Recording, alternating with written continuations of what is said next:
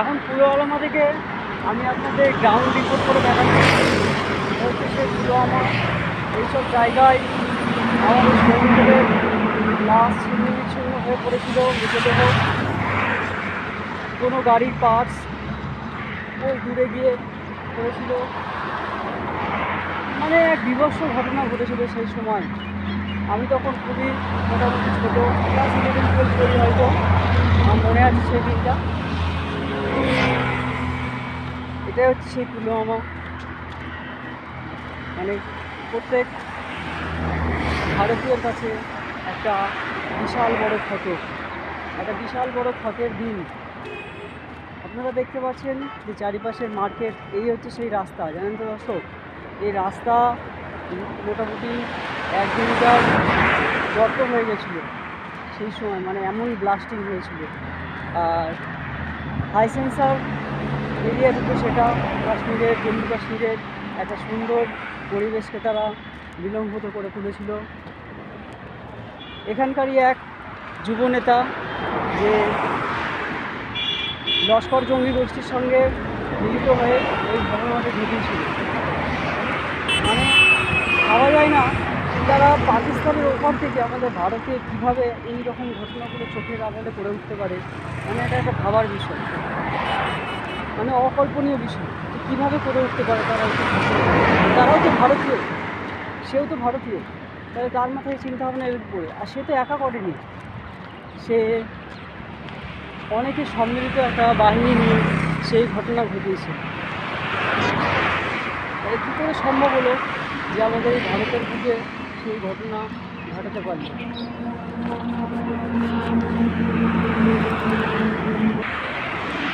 পুলওয়ামা হচ্ছে একটা ছোট্ট বাজার, ছোট্ট একটা গ্রামীণ এরিয়া, যেটা জম্মু কাশ্মীর, জম্মু এবং শ্রীনগর, এটা হচ্ছে মেন হাইওয়ে, NH 36 বা 43 হবে।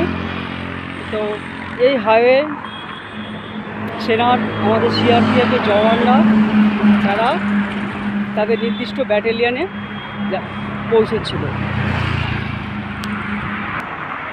পুলওয়ামার ল্যাথপোরা, এই ল্যাথপোরা জায়গাতেই এই ঘটনাটা।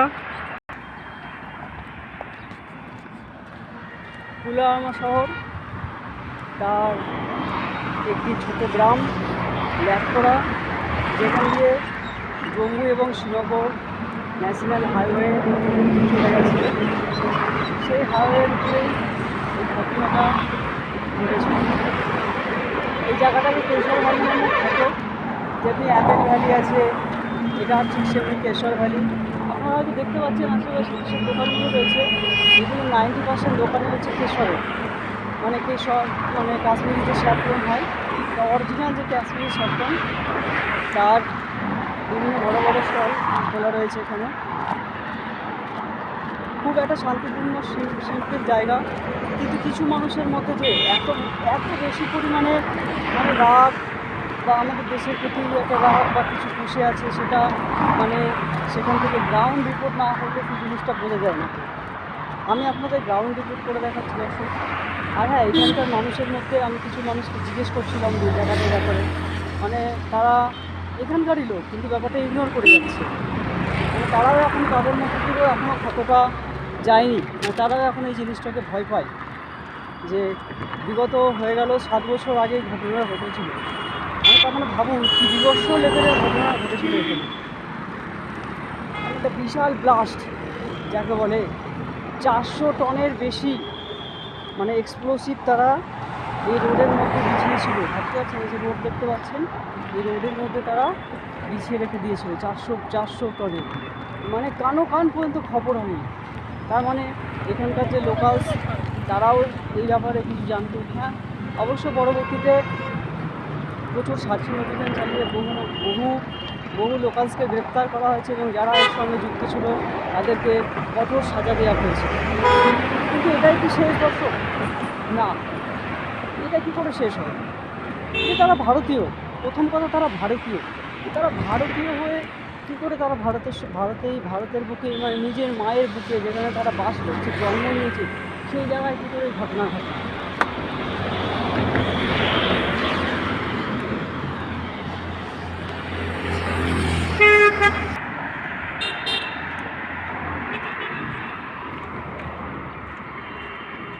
এখানে একটা ইংলিশ মিডিয়াম স্কুল রয়েছে, একটা ছোট্ট গ্রাম দর্শক। বুঝতেই পারছেন যে ছোট পাহাড়ের কূলে কাশ্মীরের শ্রীনগরের অন্তর্ভুক্ত এটি একটি ছোট্ট গ্রাম। শ্রীনগর থেকে মাত্র 120 কিলোমিটার দূরে এই গ্রামটি অবস্থিত।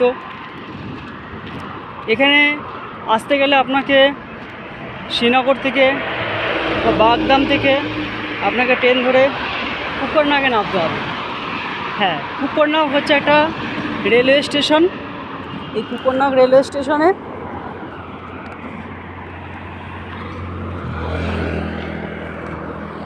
আপনি নামলে রেলওয়ে স্টেশন থেকে মাত্র 2 কিলোমিটার ডিস্টেন্স করতে আপনি মানে 1-1.5 কিলোমিটার ডিস্টেন্স গেলে আপনি রোড পেয়ে যাবেন, এবং রোড থেকে কিছুটা এলে আপনার এই জায়গা আপনি গন্তব্যে পৌঁছে যাবেন। পুলওয়ামা, তার পুলওয়ামার মেন অংশ নয়, পুলওয়ামার উত্তর পশ্চিম অংশ আছে, আর এক অংশে আপনি পৌঁছে যাবেন। সেই জায়গায় হচ্ছে এই ঘটনা। ভাবেন তাহলে, মানে আমি আজও আমি যখন ছোটো ছিলাম তখন শুধু জাস্ট শুনেছিলাম, মানে তখন তো কেমন ব্যাপার করেছিল। আজকে আমি এই জায়গায় উপস্থিত, নিজে খুব আমি এই জায়গায় যে উপস্থিত, এখান থেকে গ্রাউন্ড লেভেল করছি। অবশ্যই আমি ভেবেছিলাম যে কিছু মানুষজনের সঙ্গে এখানে কথা বলবো, যে তাদের এখনও কি রয়েছে, মানে আপনাকে দেখাবো। কিন্তু না, এখানে যা বুঝলাম মানে ভিডিও করাটা খুব অসুবিধাজনক ব্যাপার হয়ে যাবে মানুষজনকে দিয়ে ভিডিও করা। তো দেখতে পাচ্ছেন এখন আর্মি, সিআরপিএফের বাহিনীরা পুরো জম্মু কাশ্মীর জুড়ে আর্মি সিআরপিএফ বাহিনী মিলে ফেলা হয়েছে। তারা সবসময় ডিউটি করছে, মানুষের সুখে দুঃখে পাশে রয়েছে। আপনি যখন রোড যান, স্টেশন যান, যেখানেই যান আপনি তাদের দেখতে পাবেন।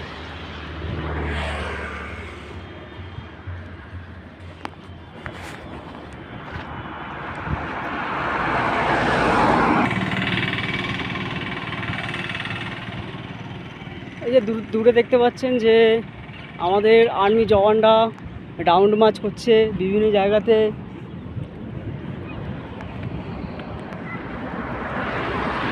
আর যে এখান থেকে দেখতে পাচ্ছেন এই ব্যানারটায় লাডো লেখা রয়েছে। লাডো হচ্ছে একটা স্যাফরন ভ্যালি, মানে বিখ্যাত স্যাফরন, যে কেশর যে চাষ হয় তার হচ্ছে লাডো ভ্যালিতে সবচেয়ে ভালো লেভেলের কেশর পাওয়া যায়। লাডো, এই লাডো ভ্যালিতে সবচেয়ে ভালো করে মাঠে কেশর পাওয়া যায়। আপনারা দেখতে পারবেন যে আপনাদের আমাদের আর্মি জওয়ানরা দেখেন কিছু সাইডে দেখতে পাচ্ছেন যে তারা রং মার্চ করতে করতে, মানে তাদের সিআরপিএফ এবং আর্মি জওয়ান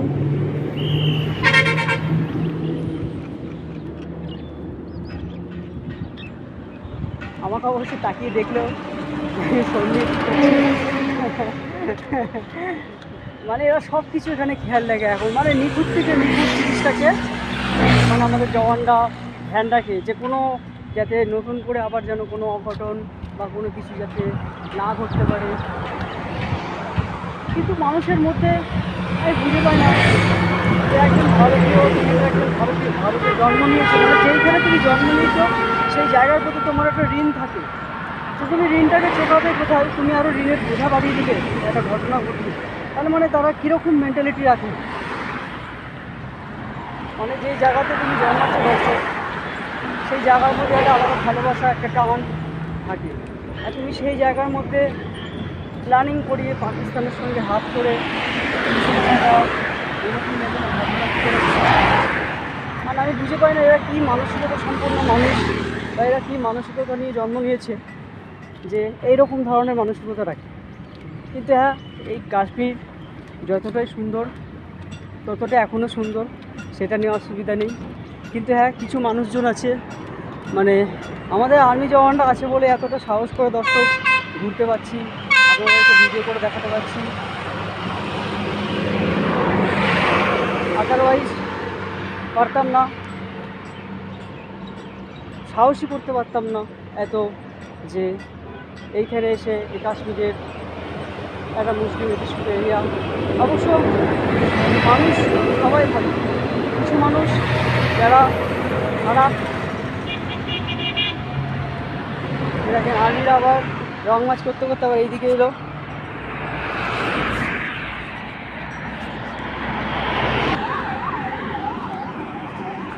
আবার দেখতে পাচ্ছেন যে সিআরপিএফের গাড়ি, এবার সিআরপিএফের যে গাড়ি তারা লং মার্চ করছে, মানে তারা বিভিন্ন রাস্তা দিয়ে গ্রামের ভেতর দিয়ে তারা তাদের গাড়ি নিয়ে রাউন্ড আপ করে এভাবে, যে কোথাও কোনো রকম তারা ত্রুটি যদি দেখতে পারে সঙ্গে সঙ্গে তার বিরুদ্ধে তারা অ্যাকশান নেবে। এবং তাদেরকে এখন আমাদের সরকারের তরফ থেকে ফুল ছাড় দেওয়া আছে, যে তারা তাদের নিজের মতো করেও ডিসিশন নিতে পারবে অনেক সময়। এমন নয় যে উর্দুপক্ষের জন্য ওয়েট করতে হবে যে তারা কখন আমাদের সময় দেবে বা বলবে ফোন করে যে আবার আমরা ডিসিশন নেব। যে আবার দুটো আর্মির গাড়ি যাচ্ছে, সিআরপিএফরা রাস্তায় বিভিন্ন জায়গায় ডিউটি করছে, বেশ ভালো জায়গা। গ্রাউন্ড রিপোর্ট করতে পেরে খুব খুশি হচ্ছি যে এখন সেই গ্রাউন্ড আর নেই, এখন দুষ্কৃতীরাও তারা লুকিয়ে পড়েছে বা কিছু দুষ্কৃতী লুপ্ত হয়ে গেছে। আমাদের ভারত সরকার এখানে খুবই শক্ত হাতে খুব ভালো কাজ করেছে, যে এখানে আর কোনো দুষ্কৃতী মাথা লুকিয়ে বাঁচতে পারবে না। আর কোনো দুষ্কৃতী যদিও মাথা লুকিয়ে বাঁচতে চায়, তাকে বাঁচতে দেওয়া হবে না। এটা হচ্ছে মেন কথা, এটাকে বাঁচতে দেওয়া হবে না, কারণ তার অধিকার নেই যে একটা এত সুন্দর, যেটা স্বর্গরাজ্য কাশ্মীরকে কলুষিত করার। তাদের অধিকার নেই আমাদের স্বর্গরাজ্য কাশ্মীরকে কলুষিত করার।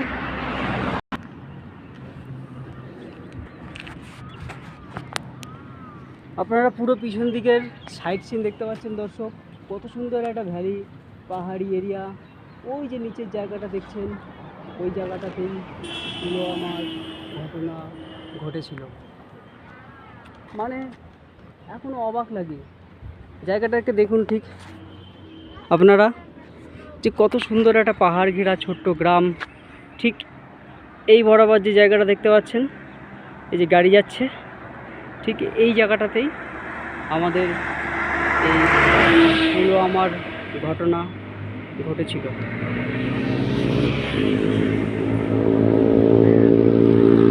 মানে দর্শক কি আশঙ্ককর একটা বিষয়, ভাবা যায় একটা ছোট্ট শহর, ছোট্ট গ্রাম, নদী ঘেরা, চেনাব নদী গেছে এখান দিয়ে,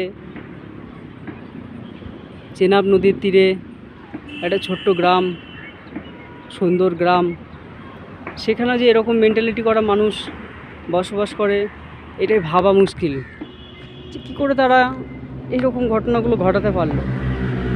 মানে সেই ঘটনার পরে আমাদের পুরো ভারতবর্ষ কেঁদেছিল, আমাদের স্বয়ং প্রধানমন্ত্রীও তারও চোখে জল এসেছিল, যে আমাদের সেনা জওয়ান তার বাড়ির ছেলে মেয়ে স্ত্রী বাবা মা মানে সব অনাথ করে দিল তারা একবারে, এক লহমায়, মানে কয়েক সেকেন্ডের মধ্যে। মানে এক বিভৎস লেভেলের ঘটনা যাকে বলে দর্শক। মানে আপনারাও তো দেখেছেন, আন্দাজা করেছেন, মানে এর থেকেও বেশি বিভৎস রকম ঘটনা ঘটেছিল সেটা। এ হচ্ছে পুলওয়ামার গ্রাউন্ড রিপোর্ট। কত সুন্দর একটা পাহাড়ের কোলে কাশ্মীরের শহর, এটাকে স্যাফরন ভ্যালিও বলা হয়, ছোট্ট একটা স্যাফরন ভ্যালি। মানে এখানকার যে স্যাফরনটা খুব বিখ্যাত, এখানের যে স্যাফরন আপনাদের আগেও দেখাবো, যে স্যাফরনের ভ্যালি যে কতটা কি, কোথায় কি আছে, কত সুন্দর পাহাড়ের কোলে একটা ছোট্ট গ্রাম। দর্শক আমি ওই মাথা থেকে আপনাদেরকে গ্রাউন্ড রিপোর্ট করতে আসছিলাম। এই হচ্ছে সেই জায়গা দর্শক, এই কোণায়।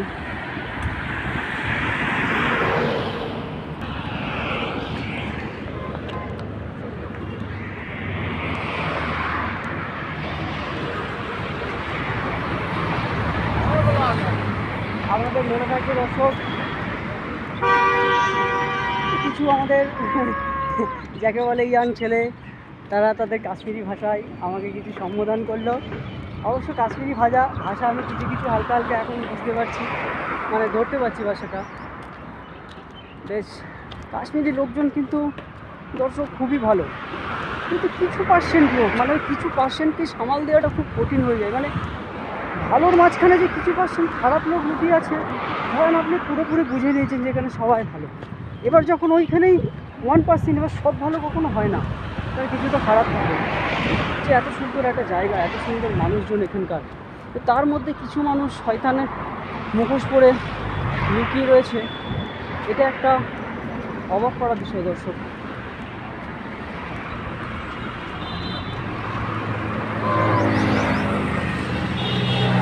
কিন্তু কাশ্মীরি যে লোকজন, তারা খুব ভালো, মিলেমিশে চলে, কথাবার্তা থেকে শুরু করে ইন্ডিয়ার ব্যবহার তাদের সব কিছু ভালো। আমি তখন সেগুলো করতে পেরেছি এবং বুঝেছি দর্শক যে তারা ভালো মতনই মানুষ। বাট কী বলা যাবে দর্শক, যে ঘটনা ঘটে যায় সে থেকে আর কখনো নিশ্চিন্ন করা যায় না। তো এভাবেই ঘটনার পর ঘটনা আমাদের পুরো কাশ্মীর জুড়ে বহু এসব জঙ্গি সংগঠনগুলো লস্কর ফস্কর বহু কার্যকলাপ করেছে।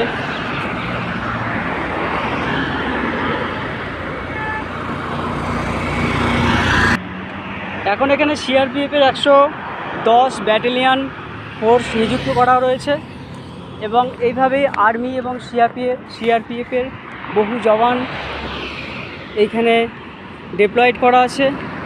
তারা এই জায়গায় সুরক্ষা মোতায়েন করেছে, সুরক্ষা চাবিকাঠি মোতায়েন করেছে এবং এই জায়গাকে এখনও সেরকমভাবে মানে কোনো রকম কলুষিত যাতে না করতে পারে, আবার নতুনভাবে মানে তাদেরকে একরকম পিন্ডারই বলা যেতে পারে দর্শক। মানে যারা এই চিন্তাভাবনা রাখে, এই জিনিসগুলো ঘটায়,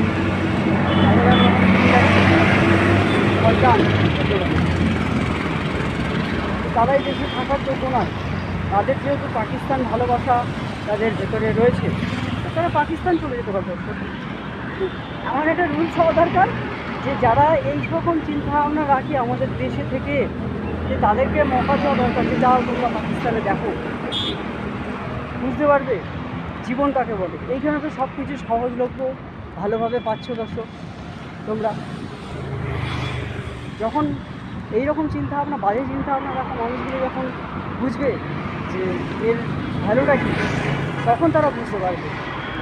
মানে এরকম বাজে চিন্তাভাবনা লোকেদের কিছুকে ধরে সিলেক্ট করে তাদের পাকিস্তান পাঠিয়ে দেওয়া হোক, যাও তো তোমরা পাকিস্তান থেকে যেতে চাও চলে যাও, পাকিস্তান সরকার যদি নিতে চাই তোমরা চলে যাও, গিয়ে সেখানে থাকো।